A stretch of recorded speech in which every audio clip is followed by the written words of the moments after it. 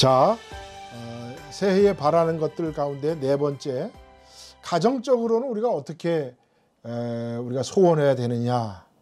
여러분, 제가 한번 이렇게 여쭤볼까요? 여러분, 닭이 먼저냐 알이 먼저냐, 이것 때문에 우리가 많이 싸우죠, 세상에서. 닭이 먼저입니까 알이 먼저입니까? 그런데 성경은 닭이 먼저다라고 말합니다. 왠지 아세요? 하나님이 천지 창조하시고 모든 땅에 기는 것과 하늘에 나는 것과 물의 물고기들을 할 때 성체를 만드셨지 알을 만들거나 새끼를 만들지 않으셨어요. 자, 그렇다면 아담과 하와가 창조를 받은 후에 제일 먼저 한 일이 뭘까요? 한번 잘 생각해 보세요. 예. 아담과 하와가 제일 먼저 한 일, 가정을 꾸린 겁니다. 왜 가정을 꾸렸느냐?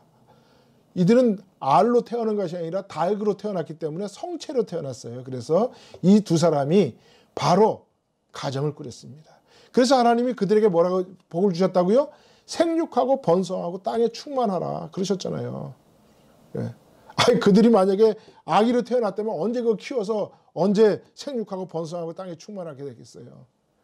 그러니까 하나님은 아담과 하와가 성체로 만들어져서 바로 결혼해서 가정을 만들겠다는 거죠. 그래서 가정이 중요한 거죠. 그래서 교회의 단위도 가정입니다. 여러분, 유대인들 사물 한번 잘 보세요.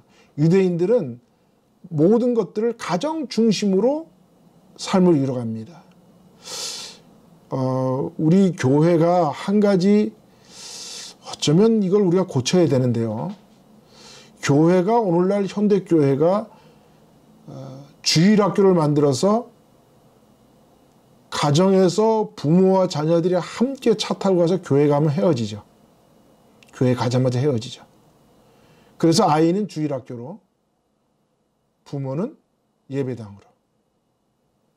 그리고 각자 주일학교 예배 드리고 어른 예배 드리고 친교 마치고 그 친교도 각각 다 먹고 그리고 다시 집에 올 때 뭐 한 차로 오죠. 그러니까 신앙생활은 어떻게 교회에서의 생활이 자녀와 부모와 별개로 좀 되고 있다는 거죠. 그런데 유대인들의 삶을 보면요, 유대인들은 안식일날 시내고 회당에 가죠. 갈 때부터 끝나서 집에 올 때까지, 그리고 안식일날 온종일 가정에서 함께 합니다. 그리고 그들은 주일학교를 언제 하느냐? 주일학교를 주중에 해요. 제가 유대인들에 대해서 관심이 있어서 그들과 함께 대화도 나눠보고 또 그들에 대한 책도 봤는데요. 우리는 미국에는 보통 학교가 퍼블릭 스쿨이 보통 한 8시에 시작해서 한 2시면 다 끝납니다.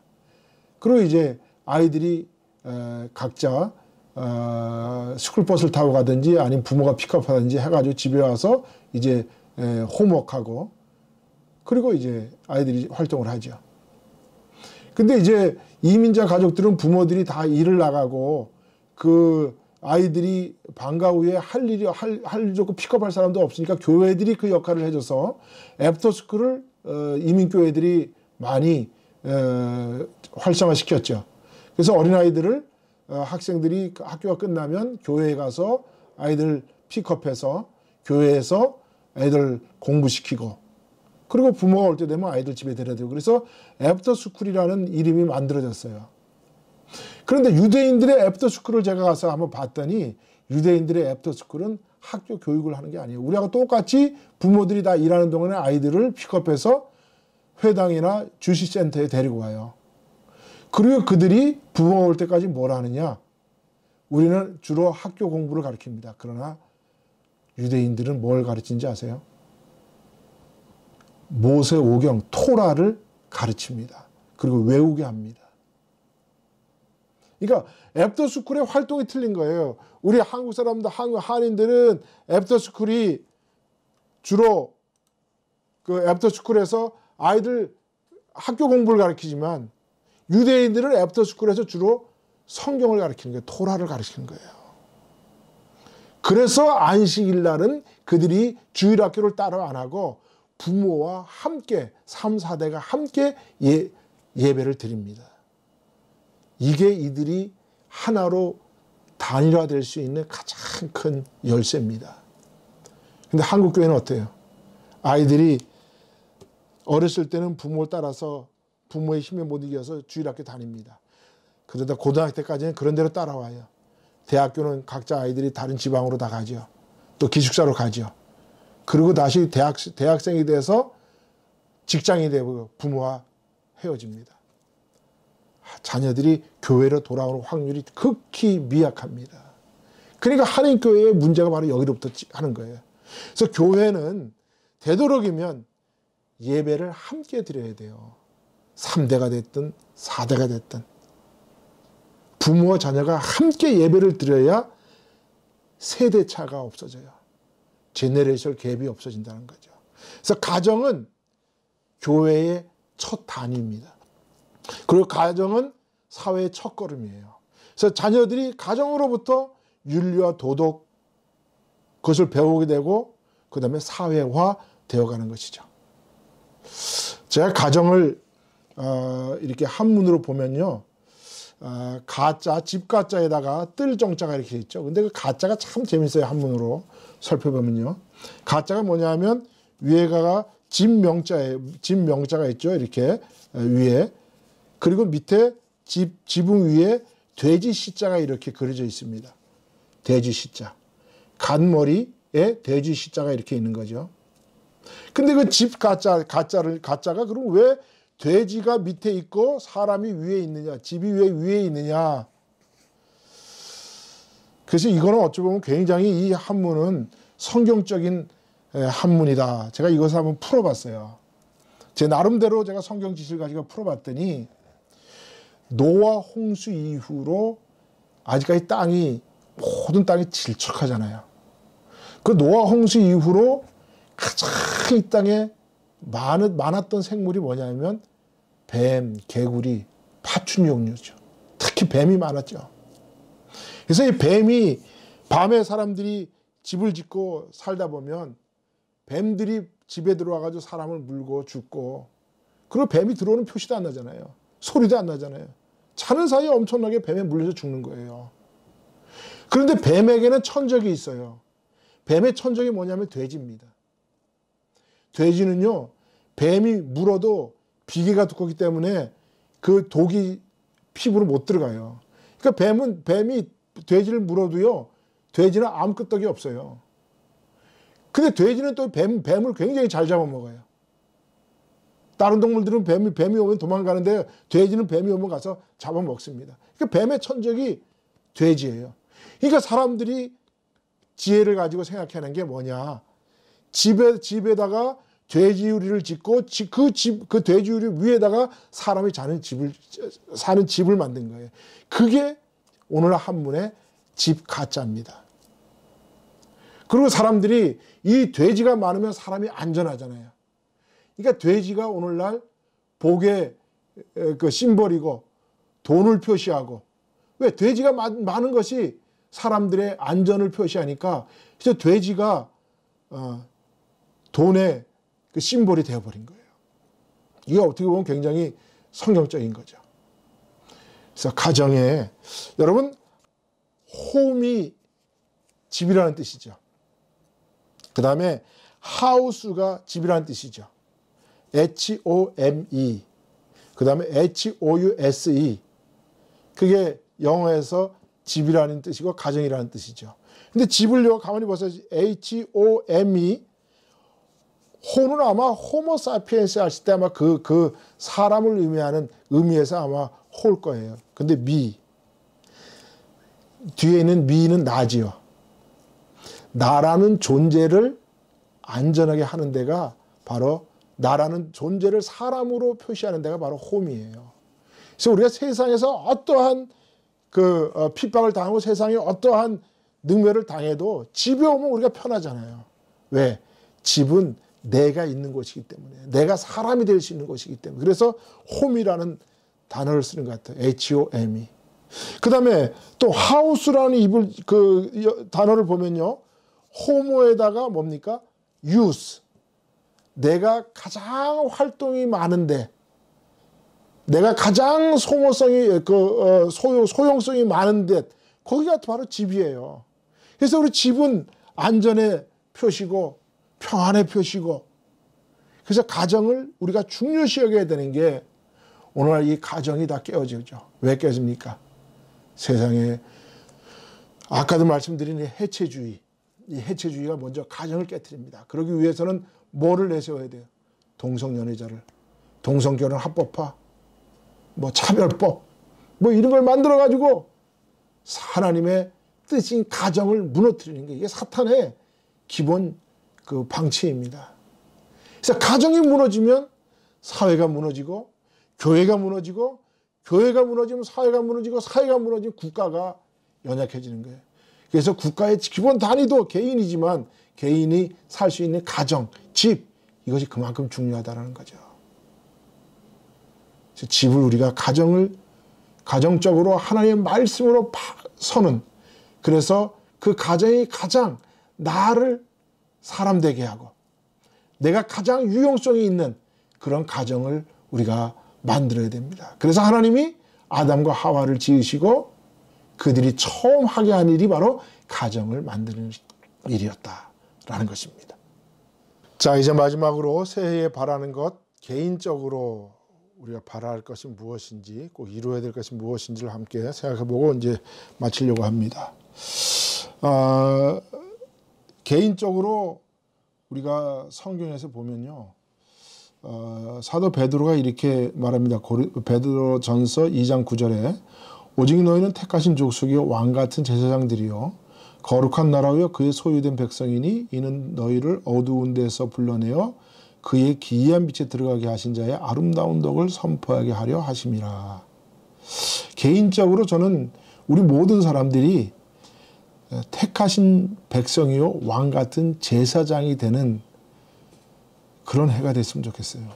이거는 우리가 이번 해뿐만 아니라 우리가 평생에 하나님 앞에 우린 택하신 백성이요 왕같은 제사장으로 살아야 됩니다. 이 사도 베드로가 택하신 백성이요 왕같은 제사장이라는 말을 사용한 이 성경적인 근원이 있어요. 근데 이게 아무렇게나 사용된 게 아닙니다.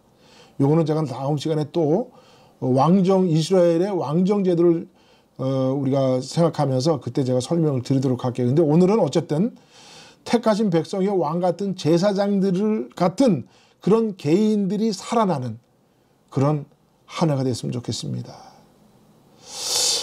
우리 기독교는 나 개인이 하나님 앞에 홀로 서서 하나님과 인격적 관계를 맺을 때 진정한 믿음이 나오게 되는 겁니다.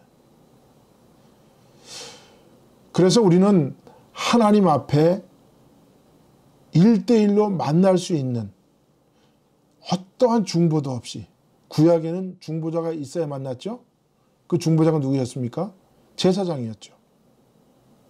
그리고 캐톨릭에서는 지금 중보자가 누굽니까? 기도할 때 중보자를 누구를 내세워요? 우리가 캐톨릭에 다니는 사람들은 하나님 앞에 직접 기도 못 하잖아요. 누구 앞에 기도합니까? 고해 성사 누구한테 합니까? 신부 앞에 가서 하잖아요. 직접 못 하잖아요. 그런데 마르틴 루터가 종교개혁을 일으킬 때 그 종교개혁의 가장 깊은 동기는 뭐였냐 하면요, 우리 개인이 택하신 백성이요 왕 같은 제사장이 거룩한 나라가 되는 우리 개인이, 그런 개인이 살아나야 진정한 자유가 이루어지고, 그런 자유를 통해서 하나님 앞에 신앙을 고백하는 자들이 진정 하나님 앞에 올바른 신앙이라는 거예요. 여러분, 하나님은 우리의 신앙을 강제적으로 신앙하는 거 원치 않으십니다. 그랬으면 하나님이 선한까지 주지도 않았어요. 우리에게 자유의지도 주지 않았습니다. 하나님이 원하시는, 가장 인간에게 원하는 우리 신앙생활은 내 자율에 의해서 내가 하나님과 인격적 관계를 맺음으로 말미암아 드리는 믿음, 이 믿음을 가장 기뻐하는 겁니다. 그러한 믿음을 갖는 사람이 누구냐? 바로 왕 같은 제사장의 사명을 갖는 사람들입니다. 여러분, 그래서 우리는 독립된 개인이 돼야 돼요. 왜 독립된 개인이 되냐면 하나님이 모세에게 호렙산에 나타나셔서 모세에게 당신을 나타냈을 때 뭐라 하느냐? 하나님, 내가 우리 백성들에게 가서 당신을 누가 보냈냐고 말할 때 물으면 내가 뭐라고 대답할까요? 그래서 하나님의 이름이 누군지를 물어봤어요. 하나님 당신 누구요? 하고 물어봤더니 하나님 뭐라 했습니까? I am who I am. 나는 나다. 그것이 바로 여호와라는 뜻이죠. 히브리어로. 예. 그래서 우리는 하나님을 믿는 사람은 어디 가서든지 나는 나요 라고 말할 수 있는 신앙인이 돼야 돼요. 그거를 뭐 하나님과 떨어져서 독립돼, 그게 아니라 하나님 안에서 완전히 세상으로부터 던져진 나. 그래서 세상에 그 어떠한 것도 하나님과 나를 이어주는 매개체가 없이 내가 하나님을 완전히 온전한 상태에 하나님을 만날 수 있는 그런 신앙인이 돼야 되는 거예요. 그래서 우리가 그렇게 세상으로부터 던져진 상태를 캐스트 어웨이 그렇게 이야기하죠. 캐스트 어웨이 된 상태에서 만난 하나님. 그래서 우리가 하나님을 그렇게 만나기 위해서 애를 쓰고 노력해야 됩니다. 그래서 예수님 당시에, 예수님 이후에 믿는 사람들이 그 수도원 생활들을 했죠. 그건 뭐냐면 나는 세상으로부터 벗어나서 완전히 온전히 아무도 없는 곳에서 하나님을 만나겠다. 그게 기도원 생활이에요. 그런데 오늘은 기도원 생활이 한국에서는 좀 변질됐죠. 여러분, 야곱이 하나님을 언제 1대1로 인격적으로 만났습니까? 루스 땅에서 만났죠. 그래서 루스 땅에서 하나님 앞에 드린 3가지 고백. 하나님은 나의 하나님이 되시고 내가 돌베개로 배웠던 이 돌로서 내가 하나님 앞에 하나님의 집을 짓고 하나님 주신 모든 것 내가 하나님 앞에 11조로 드리겠습니다. 이것이 이스라엘의 베델 신앙의 기초입니다. 이 기초 위에 우리의 신앙을 세워야 돼요. 첫 번째 뭡니까? 내가 하나님과 인격적으로 하나님을 만나는 것. 두 번째, 내가 하나님의 전을 사모하고 하나님의 전을 세우려고 노력해야 돼. 우리의 하나님의 전이 어디입니까? 우리 고린도서 6장에 뭐라고 이야기합니까? 내가 너의 몸은 하나님께로 받은 바 성령의 전인 줄 알지 못하느냐. 그러니까 내 몸이 진정 하나님의 전이 돼야 돼요. 그리고 내가 세상으로부터 받은 모든 것들을 하나님 앞에 11조를 드리는 그런 생활을 하는 것이 바로 우리의 진정한 하나님을 만난 사람들의 삶이라는 겁니다. 그래서 우리가 독립된 나 개인, 독립된이라는 말이 굉장히 중요하죠. 그 누구도 의지하지 아니하고 내가 하나님을 만나는 거예요. 그런 하나님을 만나기 위해서 내가 하늘나라를 가준 거죠. 내가 우리 부모님의 손에 이끌려가는 것도 아니고 우리 와이프의 치맛자락을 붙들어 가는 것도 아니고 우리 아버지의 등에 등을 떨면서 내가 교회 가는 것도 아니에요. 내가 진정 하나님을 인격적으로 만나고 모세가 호렙산에서 하나님을 만났을 때 신발을 벗은 상태에서 만난 하나님.